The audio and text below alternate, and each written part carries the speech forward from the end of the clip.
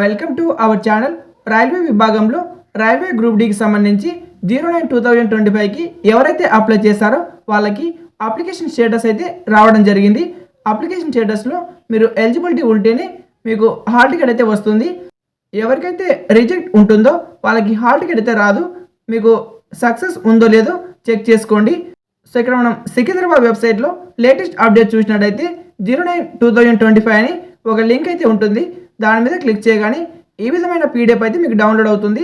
ఇక్కడ ఈ యొక్క పీడిఎఫ్లో క్లియర్గా మెన్షన్ చేశారు అప్లికేషన్ స్టేటస్ వచ్చింది, ప్రతి ఒక్కరు చెక్ చేసుకోవాలని. చెక్ చేసుకోవడానికి ఇక్కడ www.rrbapply.gov.in అనే వెబ్సైట్ ఉంది కదా, ఆ యొక్క వెబ్సైట్ అయితే ఓపెన్ చేసి మీ యొక్క అప్లికేషన్ స్టేటస్ అయితే చెక్ చేసుకోవాలని అక్కడ వెబ్సైట్ కూడా ఇవ్వడం జరిగింది.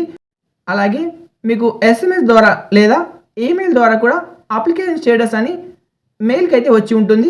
ఒకసారి మెయిల్ చెక్ చేసుకోండి.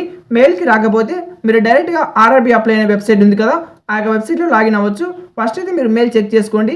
మెయిల్లో కూడా మీకు యాక్సెప్టెడ్ అని వస్తూ ఉంటుంది. చాలామందికి కొంతమంది అప్లై చేసి ఫీజు పే చేయకపోతే వాళ్ళకు రిజెక్ట్ వస్తుంది. అలాగే కొందరు ఏదైనా మిస్టేక్ చేసినా కూడా వాళ్ళకి రిజెక్ట్ వస్తుంది.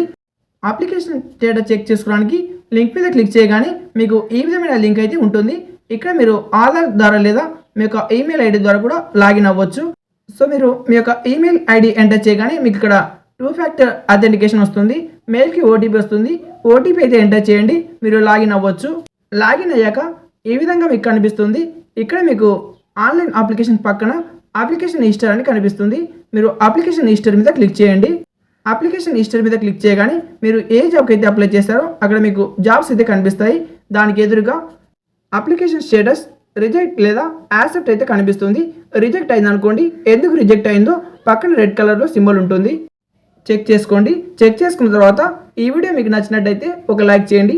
అలాగే మీ ఫ్రెండ్స్ ఎవరైనా ఈ యొక్క నోటిఫికేషన్కి అప్లై చేసినట్టయితే వాళ్ళకు కూడా ఎవరైనా షేర్ చేయండి. ఛానల్ని కొత్తగా విజిట్ అయినట్టయితే వెంటనే మన ఛానల్ సబ్స్క్రైబ్ చేయండి. Thank you for watching.